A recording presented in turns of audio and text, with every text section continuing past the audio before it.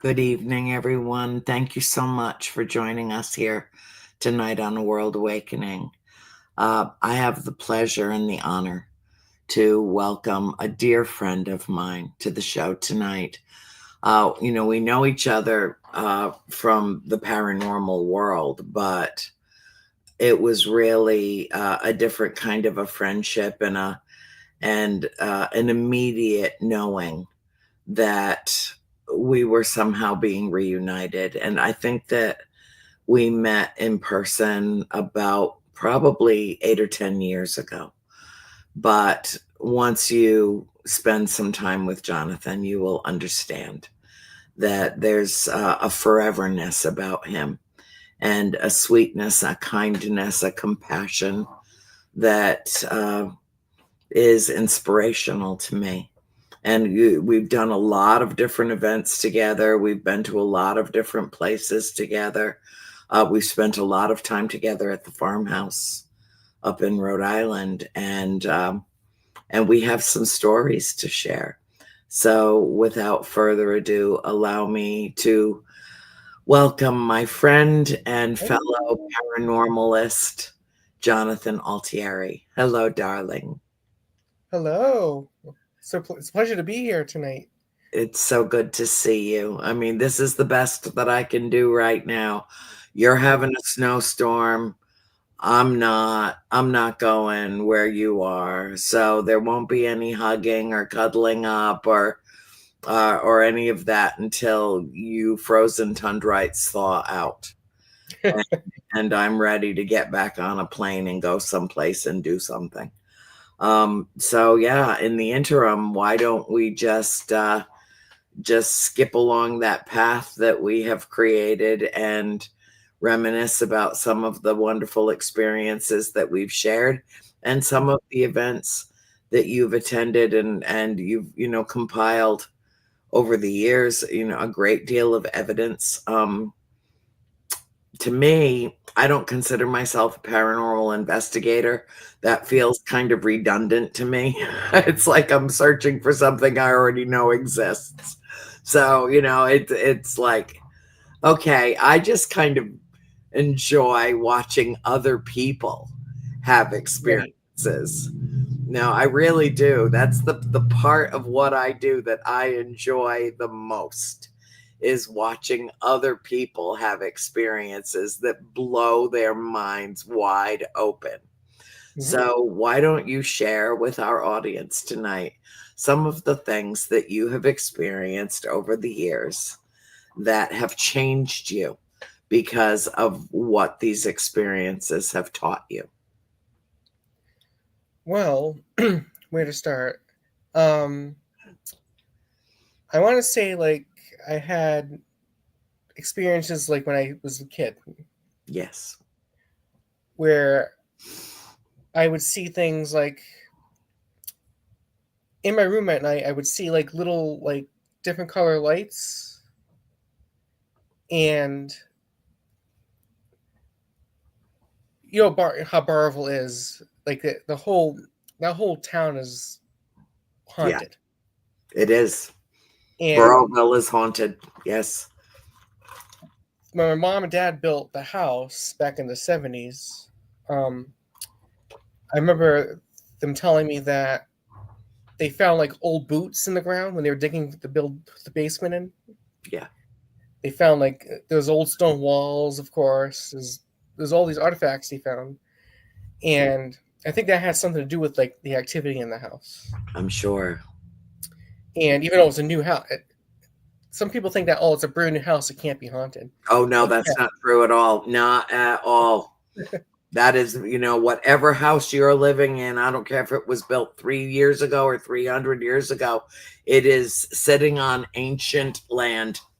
hmm Yep. exactly.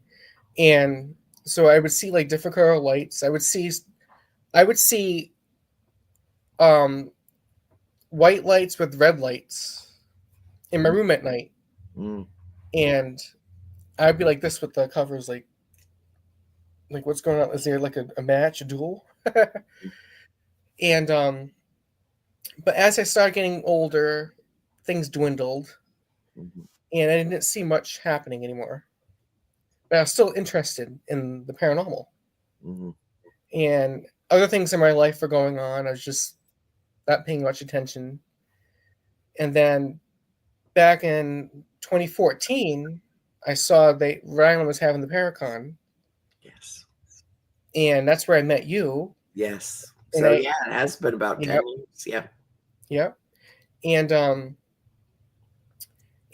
I saw the Conjuring movie, and I heard your story, and I'm like, and this is my hometown. Like this happened. I didn't even know this.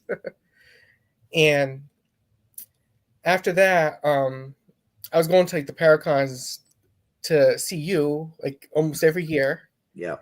And then in 2016, there's another friend I know that I went to my first paranormal investigation with. Yeah.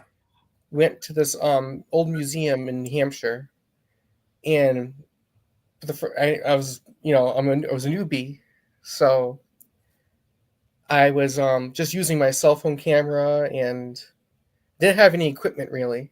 Mhm.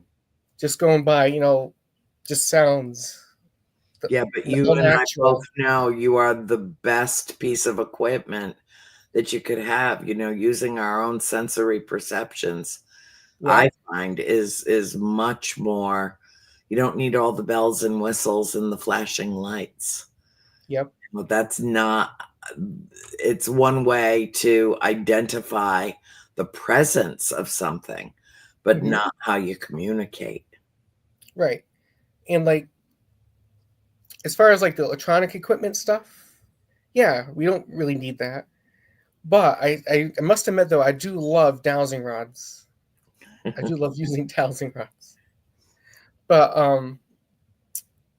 and then let's see. After that, it was just the Rhode Island Paracon again. But the farmhouse is where I really got into the investigation. Mhm. So, and I remember when the first time going to visit there, um, I was like a little nervous, but that walking, didn't know what to expect. The energy of that house, walking into it. Mhm. But when I walked through that threshold, all I felt was love Yeah. coming from that inside of that house. Yeah. All I felt was love. I felt welcoming arms, and it wasn't like, oh, some people have that because of the movie. They have that like feeling like, oh, it's gonna be so negative, or it's gonna be like this and that. That couldn't be further from the truth. Mhm. And I that first time I investigated, I remember going upstairs and, to my surprise, hearing the little boy's voice, like clear as day, without recording or anything, just Mhm. out in the open. Mhm. And that's the little boy that interacted with April, correct? April. Yeah. Yep. And I also remember going into the the birthing room. Yes. The boarding Well, room. Yeah. yep. Well, I couldn't go in right away. It had this feeling of, It is a very, very heavy space. yep. It is. And it was And right off my bedroom. yeah, So, it was like literally a door away from where I slept. yep, And so, I heard over the 10 years that we lived there were many times that I heard things shuffling around in there, many times that I heard voices, crying babies. wow, I mean, there were, yeah, it was, that was just a normal part of, my paranormal world living at yep. the farmhouse. But what did you experience? Cindy had a very bad experience in the boarding room, and so did Nancy. So I just avoided it like the plague. I mean, I just didn't even open that door. I had one experience I had in there was just in my mind. not really like a voice, but in my mind I had, "Get out, just get out of the room." Yeah. And It's an overwhelmingly sad space in yep, the house. For at least it was for me. And anytime that I've stepped in there a few times since we moved.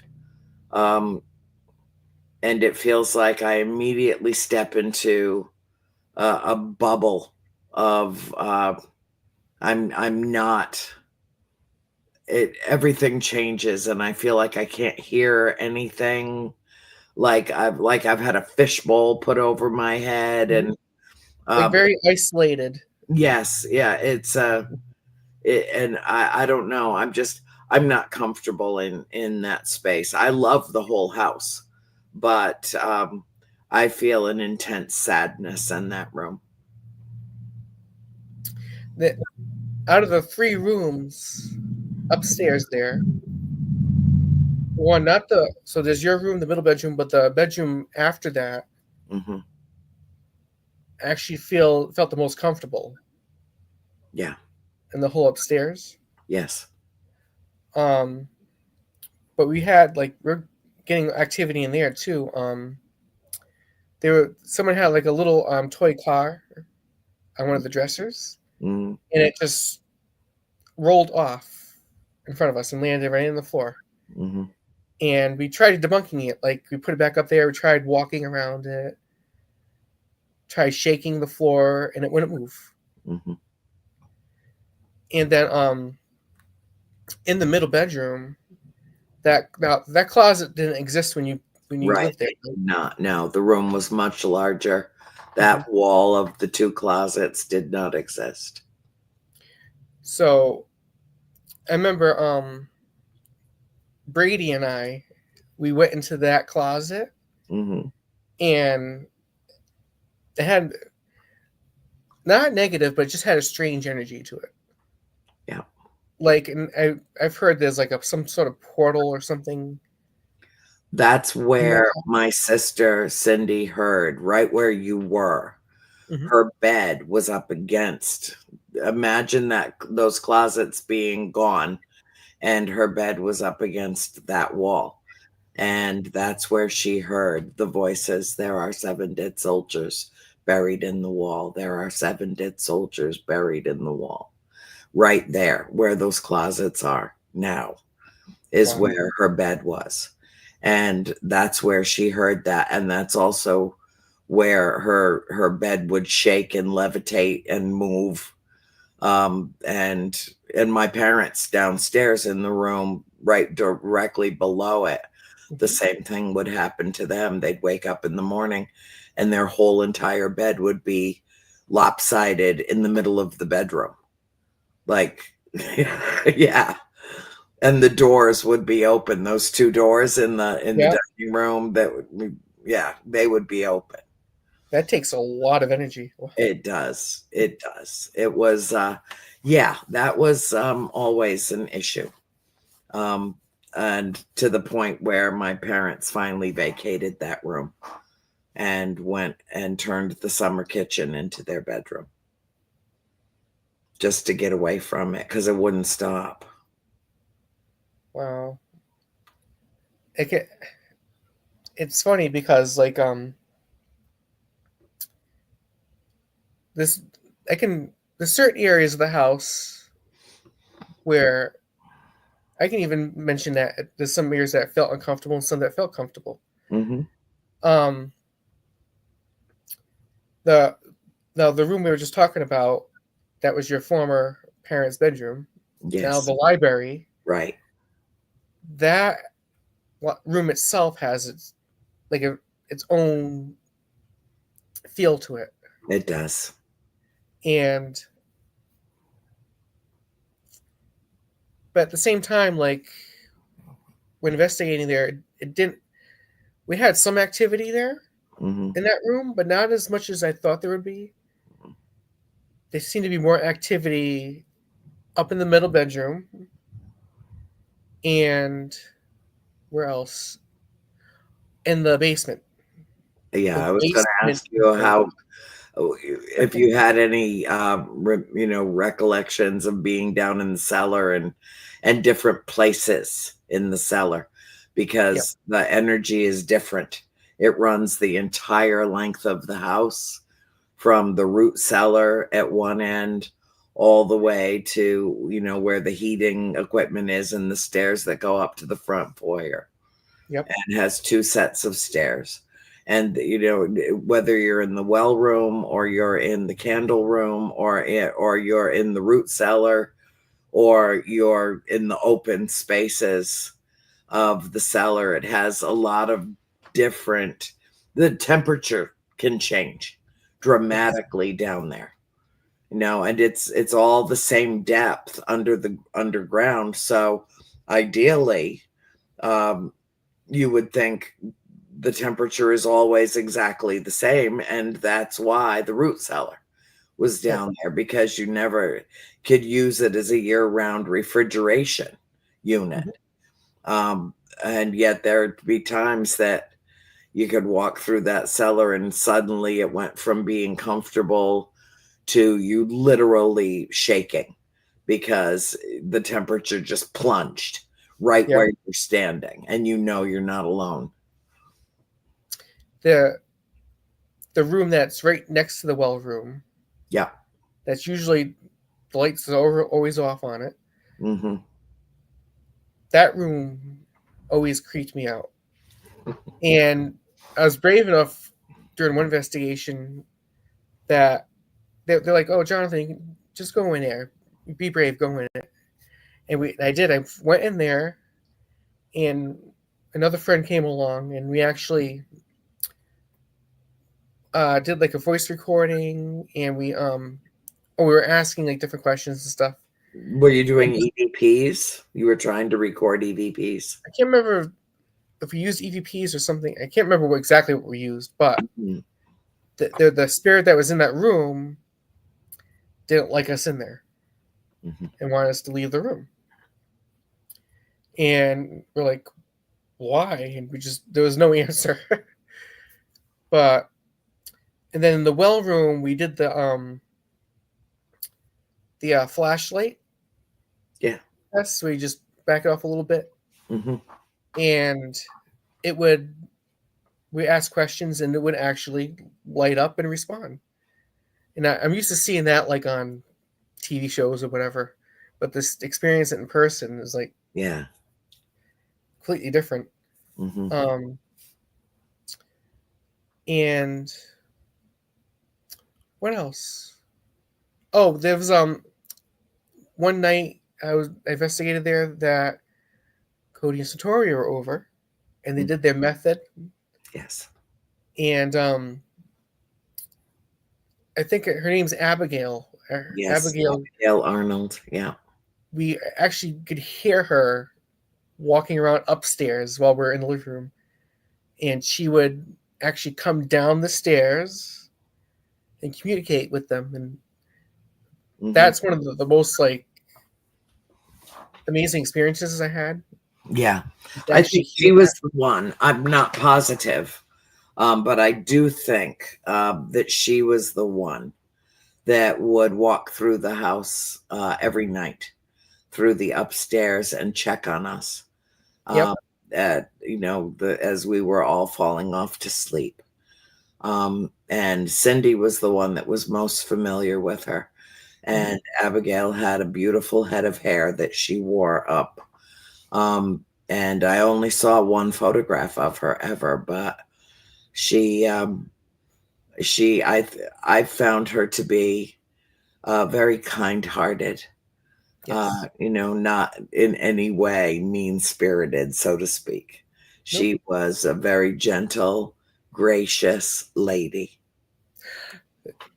She's the one that this is so funny. I had my fancy hat on that I like to I love wear, that hat. Yes. and she loved it too. She said she came through on um I think it was their method, Cody Story's method. She came through and said that I love Jonathan's hat, Hmm.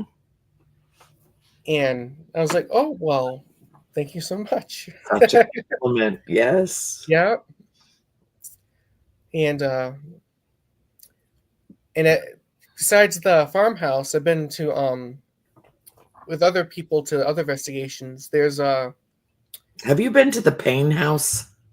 once this Okay, I past love summer. that place. I love the Pain House in Coventry. Oh my god, it's exceptional. It's, oh my god, it's beautiful. It's It absolutely is. beautiful. I had to wash my head a couple times. But, but yep, I, that was fun. We went up to like we went on all the rooms, but one of my favorite places to go to there was the attic, Yes. Yeah. Mm. and then the Go with little. Ken DaCosta? Was he there? Not, he wasn't there at that time, Mhm. but we went with like Brady and his family. Oh, okay, good. The Yep, Baldwins, yep. yep. And there was some. Oh, we were playing like on. I think it was like hide and seek or something. Yeah, with the spirits, and like we would ask like where so and so is. What room did they go to? And you would hear the footsteps go to that room to find them. It was pretty freaky but cool at the same time. Yeah. And It's a very active house. It's one yes, of the most active that I've ever been in. No, I can't help the activity in the farmhouse when I'm there because that occurs spontaneously just because I'm there. But when I've gone to other locations and been able to almost do a comparative analysis, yep, is this house more haunted than my childhood home was, or, whatever. I've always had experiences there that were somewhat akin to. I think that spirits can only communicate in certain ways, yep. and use water, use electricity, use Cody and Satori, I mean, there are just certain ways that they can break through. And they love and are fascinated with our electronics. Well, Oh, none of those things existed when we lived at the farm, so we had to use our own sensory perceptions. I think in all the years we lived there, I caught one spirit on film. One, wow. just took a picture of my sister Nancy showing off her new leather coat for Christmas. And hi, Sam. Sam's here. Um, and there was this wisp of energy that was just like it looked like a cloud, a sheared cloud that was moving right in front of her. And it was just one of the spirits that was probably admiring Nancy's new coat too. No, but it didn't appear when I took the photograph. It appeared in the photograph. Oh yeah. So you don't always see with the naked eye, like right then and Right. there. Yep. Yeah, I was lucky to capture that. It is one of my favorite pictures from the farm. Um, but those play like the farm and the paint house around the same era. Yes. They have that wonderful, the feel of the time. Yes. It's hard to describe it, but I like Colonial. colonial times. Yep, Yep. I love it. I love it. Love it. And so twice this past in 2024, two times I went to Wilson Castle Uh-huh. with Monique too Yeah. soon, Yeah. and Oh, we love I'm like, Monique. Oh, we are loving us some Monique. I know. and I'm like, I'll take this 2 hour drive up. Yeah. Such a nice ride up there, and you get there and you go. It's a beautiful castle under renovation, Hmm. and you walk into these big doors, and it's you got a you got the like a formal living room, Hmm. a couple like dining rooms. It's amazing, and uh, where to start with that one? Going the the main floor has activity. and the second floor does too, but that third floor had like the most activity, and they haven't like they're leaving it the third floor kind of like on a rough side, so they're Mm-hmm. not painting it or fixing the walls or anything. They're just letting it be like that. And there's a room that they have a coffin in it, and there's a long story to go with that, but that's the room like we like to go, all of us go into, and like have the like a REM pod on, or the live thing that plays the voices Yeah. as they come through. Mm-hmm. The And there's a echo box. yep. Yeah. And there's a bathroom right off the room that has this like, as mediums, as psychic Sam, I can't pronounce his last name, Petrusis or something. Beltrusis. Yeah. Petrusis. He could see this. There's an elemental that likes to hang out in that bathroom, Mm-hmm. and has some sort of thing with like I think Monique, like tries to communicate with Monique a lot. Mm. And Monique actually went in there, and she was using different methods to try to communicate with it. And I'm like, I went and took a peek in the bathroom a couple times, like, and then, but I was like just outside the door, and I'm like, okay, what's going on? I was like so nervous because it's like it's not a human, it's a Right. elemental. Right. Like, what's gonna happen, you know? Mm-hmm. And but there's a lot of activity in that castle, and there's also we went to the Emery estate over the summer also, I've not ever been there. and it reminds me again of the farm in the paint house. Mm-hmm. It has that era of colonial styling, Yeah. but it has its own uniqueness to it. It has one of the rooms has like a staircase that goes up to a tower, Yes. and you A can see out minaret. the tower. Yeah. You can see out the tower and see Boston. Like Wow. it's really cool. And that activity, there was activity in that house. We actually took turns going into in one of the bedrooms, one of the closets that's Mm-hmm. known to have some, likes to open up. It likes to, that you hear different sounds in it. But we had an opportunity to go one at a time in the closet and like lock ourselves in it, Yeah. and in the dark, and just listen and feel. Mm-hmm.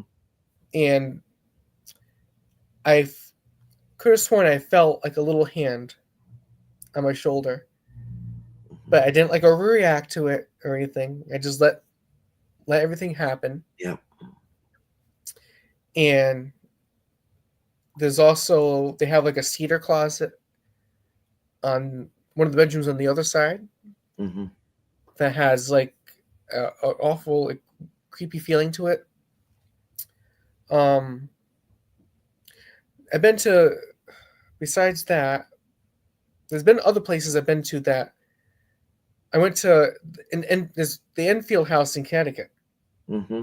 in Haunted Enfield House. Now, this happened at Embry State, but it also happened at Enfield House.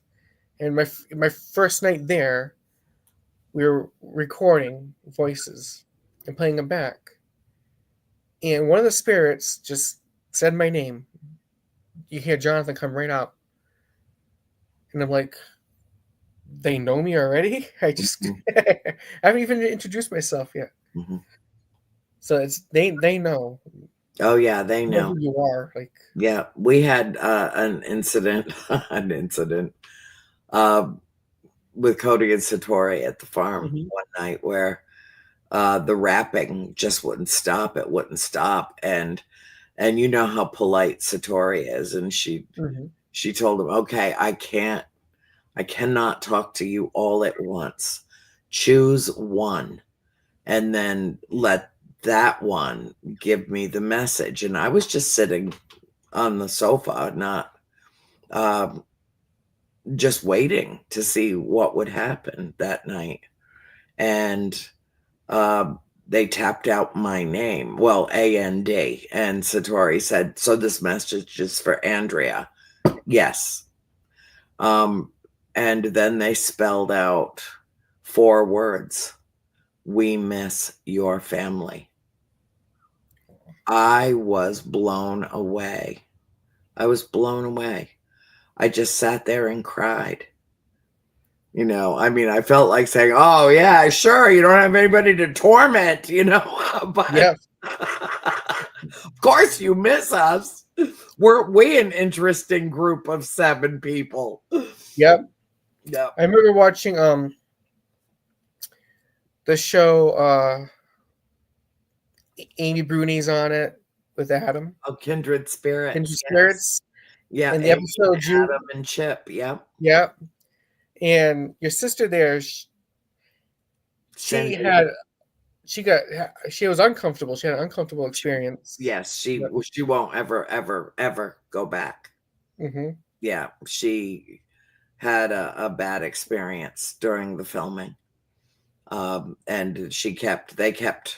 they wouldn't leave her alone, and they kept trying to draw her down into the cellar, and she said no. You could see that if you go back and you look at that episode, you can see at one point the camera is on her and you can see her just like shaking her, like telling them no, like leave me alone, leave me, stop this, leave me she was trying to be engaged with Chip and trying to be involved in the conversation around the table, and she was being harassed. And then we went, after the shoot, we went back to the hotel room. Everything was fine. We left early in the morning to fly back. And by the time she got home, there was a massive, like a huge, like softball sized bruise on the back of her thigh. And wow. She had taken a punch in like the kidney area too. And she was sick. She was so sick. It was like spiritual malfeasance, I mean, they wouldn't take no for an answer. They wouldn't take no for an answer, and they tormented her. And she said, that's it. Don't ever ask me again. Please don't ever ask me again to go back to the farm. That was the last time I will ever go. And she said it took her about 2 weeks to really clear that energy from her body. And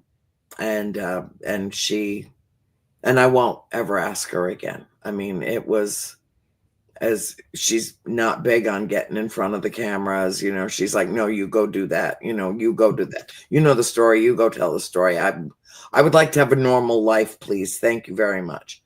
But I asked her as a special favor to be involved with that episode because of Amy and Adam and Chip and my close personal friendships with them. Right. And so, it was generous of her, because she would, had I not asked her to be a part of that, and to go with us to the Upper Peninsula, Michigan Paracon the previous weekend, and then right to Rhode Island to film, she would never have. I mean, Cindy has made a life for herself that she has her guides. She's surrounded by spirit. Yep. It's a absolutely normal part of her life, being a paranormal person, but she won't step foot back on that property again. It's been too long and hard a journey, not only experiencing it for 10 years. And Cindy, was assaulted several times in that house. She got picked on. In that house. But then she had to go through decades of processing that. And then I wrote the books, and then she was plunged right back into it again when the movie came out. So I understand her wanting to escape it and just have a normal life.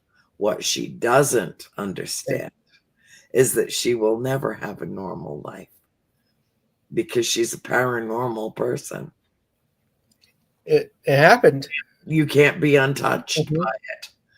It's the same thing like, have I ever done your third eye for you where I open up your, have I done Yes, it for we're you? at the casino. You did That's, it then, yes. but it's still a work in like I haven't mastered or really used it. Hmm. It's a work in progress. So, Yeah. Yeah. Well, that's, the first thing I tell everybody is just be sure mhm. that you're ready because I can't undo it.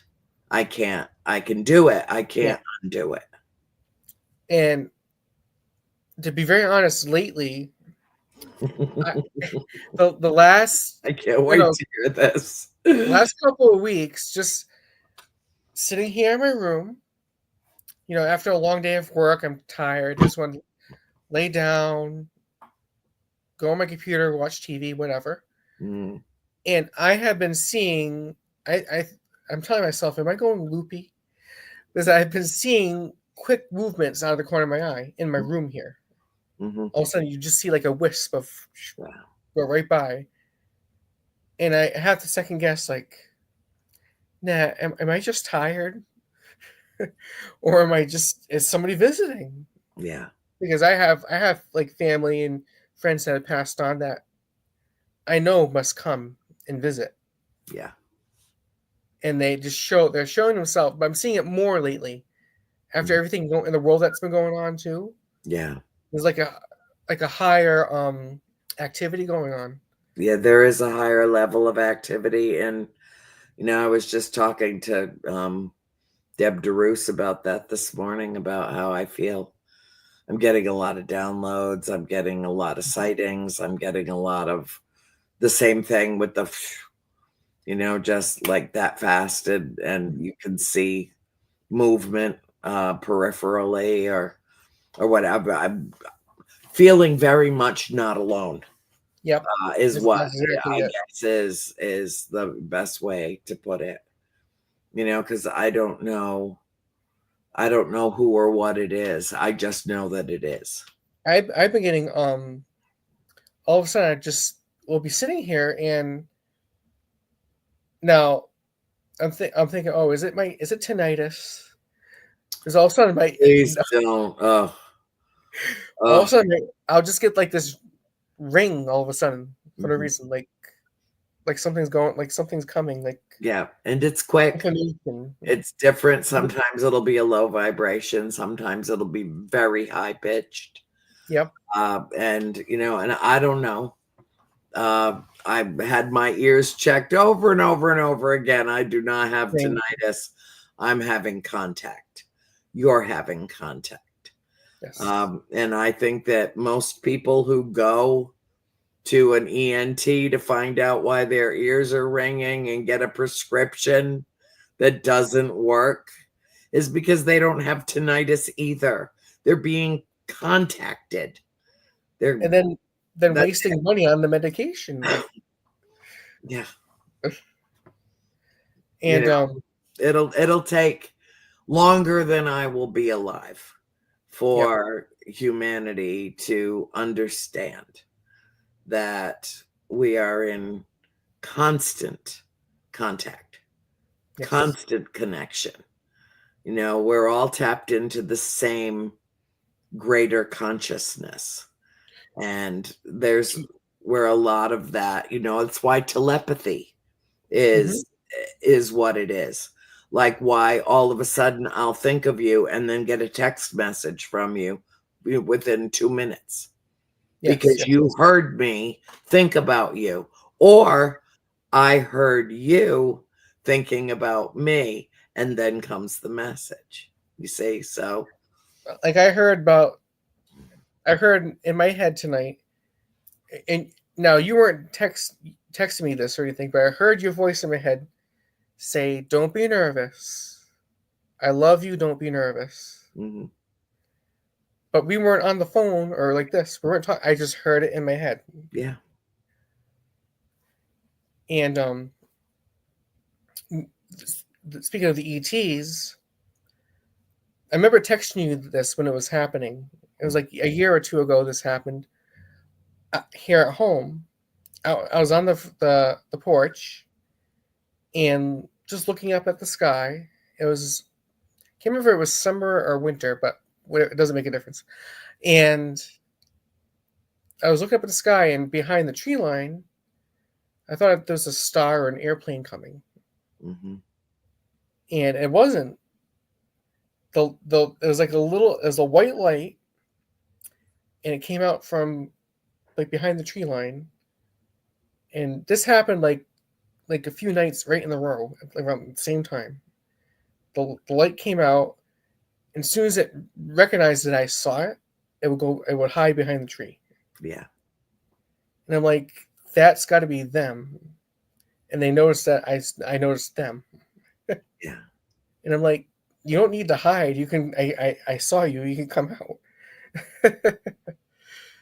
I've told them to stop and go in another direction because they were getting too close to the airport and I didn't want them to get Oh, spotted. And they mhm. follow my directions and go down behind the tree line every time a plane goes over. They hide behind the hedgerow and then come back out after Yes. the Yep. plane has passed.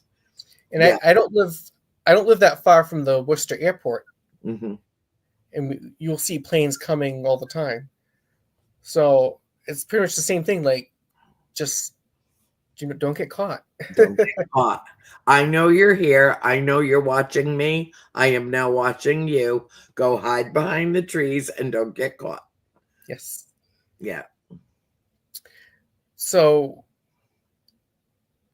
in like recent events, like that what's happened for with you lately? Have you I can't. Have you seen your? Has your mother been around to visit? And Yes. Yes, she has. And it's part of the reason why, excuse me, that, I feel, I'm not going to say that I feel confident that I will survive. But I do feel confident that she's doing everything in her power to help me to survive. And I had a thing happen a few weeks ago. Every now and then, I'll fall out of that surreal feeling of, oh my God, she's gone. Oh my God, how can she not still be here? How can she be gone? And it'll just hit me like she just passed all over again. And I cry every day. I mean, I cry every day over something. I do. I'm just a crier. I'm a crybaby, my friend Susie says. But that day I was sitting right out here on the back deck and I just started talking to her and I said, I miss you so much. I can't even believe that you're gone. And right behind me, over my shoulder, there's a set of wind chimes that has her name on them. And with a saying about, through the strongest storm of the softest breeze, listen to the wind and think of me. And there was no wind. It was absolutely still outside. And all of a sudden, those wind chimes went nuts. That just like crash. I mean, like somebody was holding the thing that hangs at the yep, bottom, just moving it back and forth, and I went from sobbing to laughing because I knew it was her. She knew I knew. And those were, that was right the there first with you. gift Hmm. that we received after she passed was those wind chimes. And I was like, okay, Mom. All right. So, it is obvious to me that, I mean, There was no wind. The air was completely still. And they were ringing like the bells of St. Mary. And I knew it was her. And as soon as I acknowledged that it was her, when I was done sobbing and gasping for air and then laughing, it stopped. And that was it. She's like, I'm right here. I'm right here. So It's so yeah, amazing how it works, right? yeah, Like, it is. It really is. And I know that I'll be with her again. And I know that she forgives anything I ever did in my life, ever, mhm. to disappoint her or hurt her feelings, or I'm sure all kids do that to their parents, whether they know it or Well, not.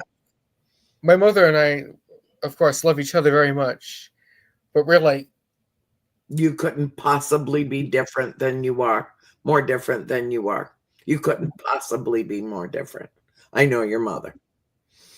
yep. Uh, I know.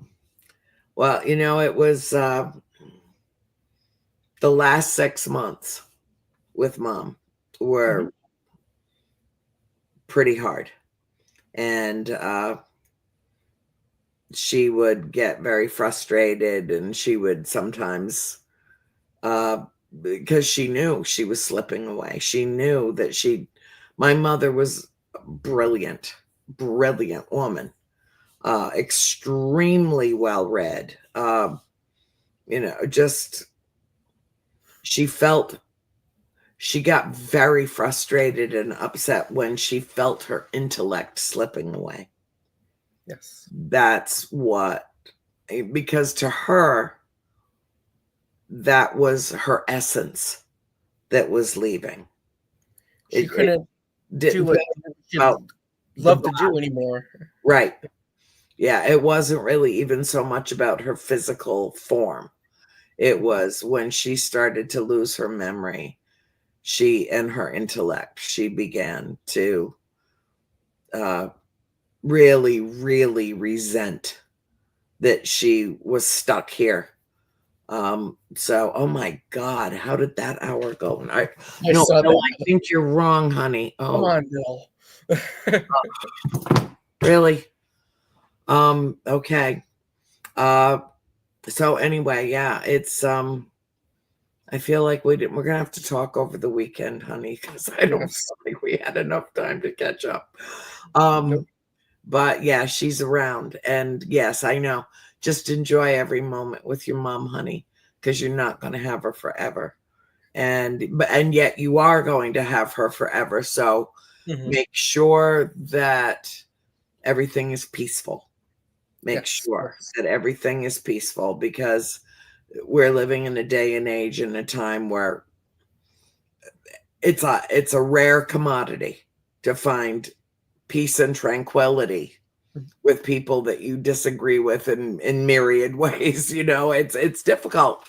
It's Oh, like difficult, and she's stubborn, and my mom was stubborn too, so I get it. I absolutely understand. in the world today, like you can't say anything on social media without somebody snapping at you. It's like, Yeah, oh no, I avoid it like the Black Plague of yes, Europe.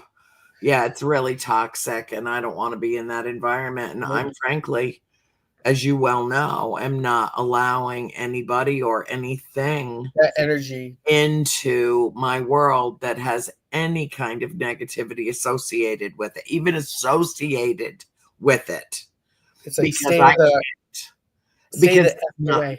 right. It is not a Mhm. self-loving act Yep. to jump into a toxic pool and swim around with toxic people. It's just not, I mean, I think you can love everybody, but some people you have to kind of love at a safe distance, Yeah, you know? I I And know that there's and people that I'm very cordial with them, yeah, and that's it. and that's it. Yeah. Yeah. Mhm. And that's okay, because, ultimately none of us are here for everyone. Yes. We kind of have to go through life and find our tribe, Yep. people that, We have our what own paths. right, yeah. Well, you're part of my tribe, I mean, I sent you a time to circle the wagons, Jonathan. Yes. Time to circle the wagons. You build the fire in the middle, we'll circle the wagons. Yes. So yes, and you are part of my heart, part of my family, part of my tribe. My dear, dear, sweet Jonathan. And when I met you, you felt like another sister. Like Thank I you. felt that connection. That's a high compliment. Yes. So, all right. So I guess Bill's going to throw us off the air because he's got Oh boy. goals to run. Did he get his clock yet? But I want you to know that I love you. I will see you Love again, you too. and Yes. and we'll make some more supernatural shenanigans together. Yes. There's no question in my mind. And I want to thank everybody that joined us tonight on A World Awakening. We know there are a billion other things for you to watch, and you came to be with us. And so Yes. that matters to both of us. And from our hearts, and with eyes wide open, look up, stare at the sky, be the beacon of light, and be the light that you seek. Thank you all for joining us tonight. Love you so much. I love you too, sweetheart.